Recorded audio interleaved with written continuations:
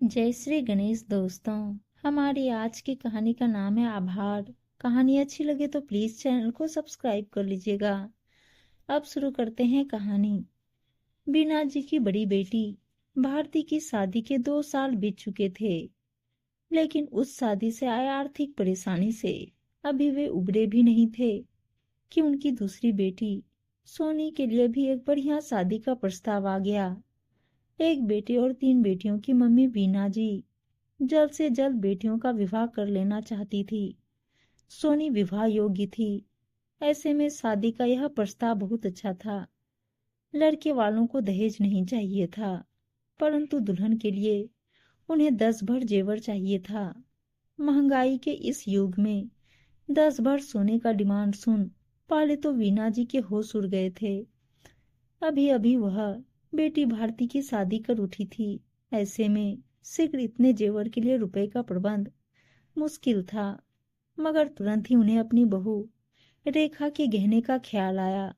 बीना जी ने सोच लिया कि वह अपनी बहू रेखा के गहने अपनी बेटी सोनी की शादी में दे देंगी।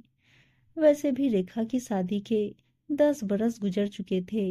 वह कोई नई नवेली दुल्हन तो रही नहीं जो गहने पहनेंगी। रखना तो उसे लॉकर में ही है, तो वह सोनी की शादी में वही गहने चढ़ा देगी, क्योंकि सिर्फ गहने के लिए इतना सुंदर रिश्ता उन्हें खोना मंजूर नहीं था। इस ख्याल के साथ वह एक लंबी सांस खींचते हुए पति बिलास बाबू से बोली, आप लड़के वालों को कह दीजिए हम 10 भर गहने देने को तैयार हैं। कहाँ से आएंगे इतने गहने? तुम्हारे पास एक कर्णफूल के अतिरिक्त और कोई गहना भी तो नहीं है। अब इतने पैसे भी नहीं है जो गहने खरीद सकूं। ब्याही बेटी भारती से कुछ मांग नहीं सकता। उस पर सोनी और कविता 2 बेटियां बची हुई हैं। बेटे आदित्य ने एक क्लर्क होते हुए भी भारती के विवाह में आवश्यकता से अधिक खर्च किया था।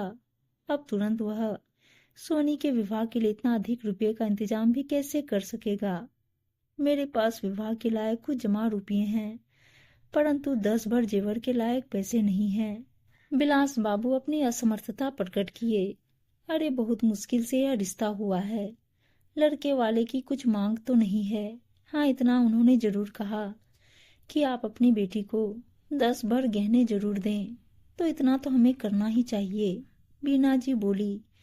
बीना और बिलास बाबू के 4 संतानों में भारती, सोनी और कविता 3 बेटियां और एक बड़ा बेटा आदित्य था। आदित्य बैंक में क्लर्क था। उसकी शादी रेखा से हुई थी। शादी के बाद उसे भारती की शादी करनी पड़ी थी।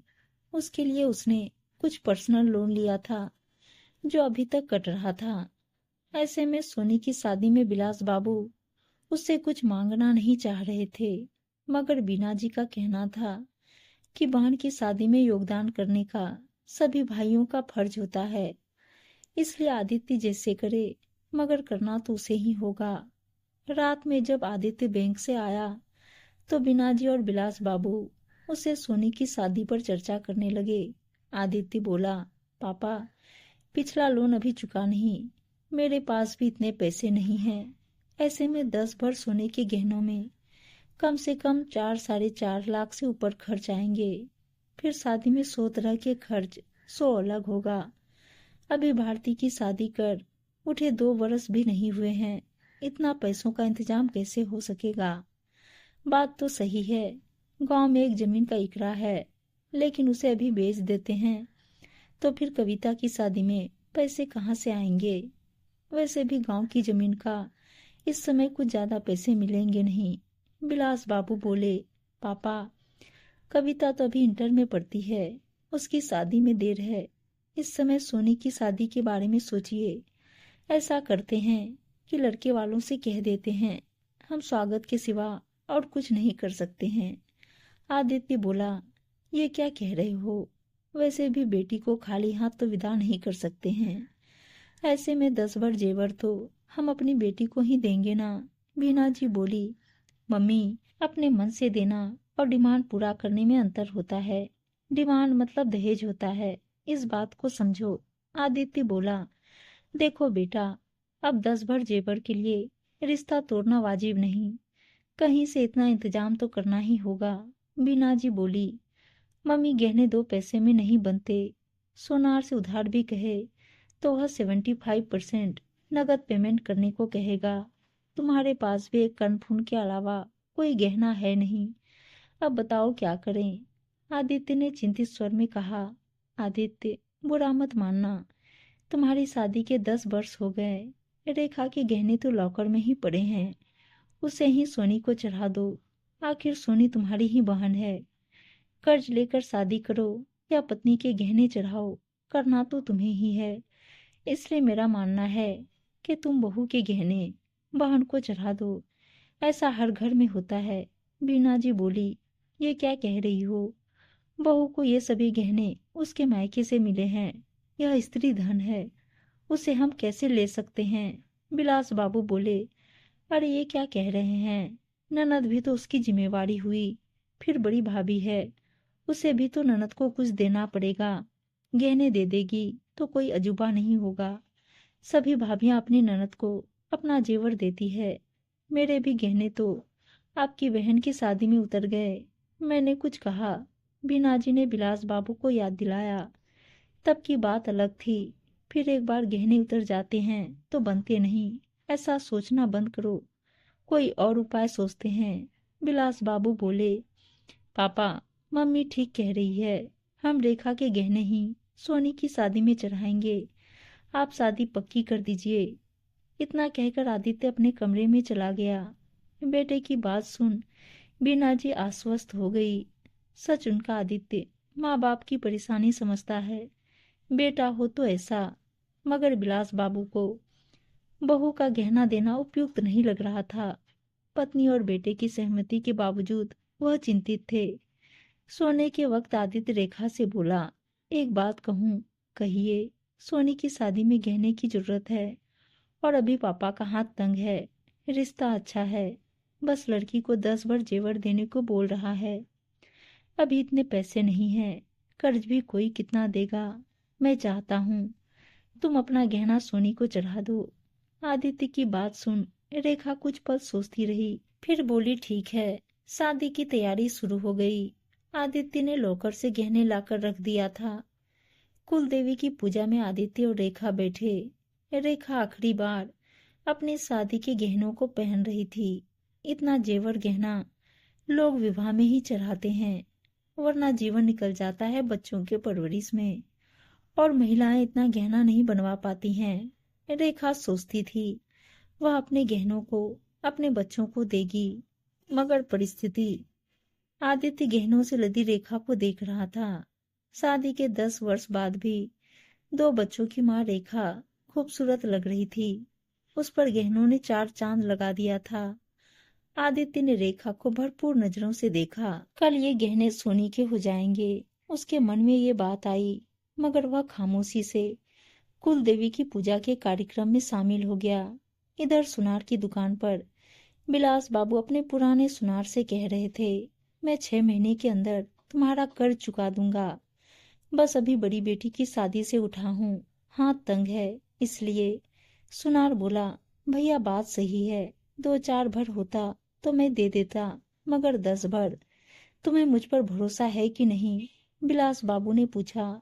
भरोसा है, मगर 1 महीने से ज्यादा पूंजी फंसाने का जोखिम नहीं लेना चाहता हूँ। वैसे भी लगन का समय है। सुनार ने अपनी व्यवस्था जाहिर की। अभी बिलास बाबू मायूस होकर वापस चलना ही चाह रहे थे कि उनके कंधे पर कोमल स्पर्श हुआ। मुड़कर देखे तो बड़ी बेटी भारती अपने पति विमल के साथ खड़ी थी। उसे सोनी और उसके होने वाले पति के लिए कुछ हल्का सोने का गिफ्ट लेना था। पिता की बात दोनों पति पत्नी सुन चुके थे। भारती बोली, पापा आप चिंता मत करें, मैं भी आपकी बेटी हूँ, मेरा भी फर्ज है। आप नहीं चाहते हैं तो भाभी के गहने नहीं उतरेंगे। मैं सोनी के लिए गहने दूंगी। नहीं नहीं, बेटी का गहना नहीं लेना। बिलास बाबू बोले, खरीद कर दूंगी पापा। नहीं, बेटी से लेना उचित नहीं है। पापा मैं कर्ज दे रही हूँ, आपको जब होगा चुका दीजिएगा। हाँ पापा, हमारा भी तो फर्ज बनता है। भारती का पति विमल बोला। सुनार ने भी भारती के स्वर में स्वर मिलाया। भारती सुनार से बोली, काका जी हाफ पेमेंट 2 दिन में करती हूँ, हाफ अगले महीने कर दूंगी। शादी संभाल दीजिए। ठीक है बिटिया, विमल ने कहा। कल तक गहने हो जाएंगे ना। विमल अपने दोस्त से और कुछ अपनी सेविंग से निकाल हाफ पेमेंट कर दिया। दूसरे दिन सुनार स्वयं बिलास बाबू के घर में गहने पहुंचा दिया। सुनार के हाथों से गहने का डिब्बा लेते हुए बीना जी चकित थी। उन्होंने तो बहू का गहना सोचा था, ये मदद किसने की। रेखा भी यह सुनकर चकित थी कि गहना नया बनकर आया। किसी को पता नहीं था कि इसके पीछे विमल और भारती का सहयोग है। भारती ने बिलास बाबू को यह बात घर में किसी को बताने में मना कर दिया था। बिलास बाबू सिर्फ इतना ही बोले। सुनार ने उधार देना स्वीकार कर लिया। धीरे धीरे कर उसे चुकाना है। भारती के इस सहयोग से बहू के तन का गहना उतरने से बच गया। इससे बिलास बाबू के दिल पर पड़ा बोझ उतर गया। आदित्य पूछ रहा था, पापा आपने कैसे प्रबंध किया? घर में गहने थे ही, उधार की क्या जरूरत थी? बेटा, रेखा बहुत अच्छी है जो तुम्हारे एक बार कहने से अपने गहने देने को तैयार हो गई। मगर हर स्त्री का शौक होता है कि वह अपने गहने अपने बच्चों को विरासत स्वरूप दे। फिर हम मिडिल क्लास लोगों के घर एक बार शरीर से गहना उतर जाता है तो फिर बन नहीं पाता। फिर महिलाओं का धन उनका गहना ही तो होता है। मुझे यही लगता था कि मैं कोई अपराध कर रहा हूँ। सोनी मेरी बेटी है, उसके लिए किसी की बेटी का गहना उतरवाना उचित नहीं। पास खड़ी रेखा यह सब सुनकर बोली, मेरा गहना तो मेरे पति और आप लोग हैं। आप लोगों की खुशी में ही मेरी खुशी है। ससुराल में वक्त पड़ने पर बहुएं नहीं मदद करेंगी तो कौन करेगा? आखिर ससुराल ही तो बहुओं का घर होता है। रेखा के विचार से बीना जी अभिभूत हो गई। आज सोनी की शादी है। सोनी के साथ साथ भारती और रेखा के तन पर भी स्वर्णाभूषण से तीनों के मुख पर प्रसन्नता स्पष्ट दिख रहा था। यह देख बीना जी और बिलास बाबू भी हर्षित थे। बेटी के सहयोग से बहू के गहने उतरने से बच गए। बिलास बाबू भारती और उसके पति विमल के आभारी थे। उम्मीद है दोस्तों कहानी अच्छी लगी होगी और अच्छी अच्छी कहानियां सुनने के लिए चैनल को सब्सक्राइब और वीडियो को लाइक शेयर जरूर कर दीजिएगा। धन्यवाद दोस्तों।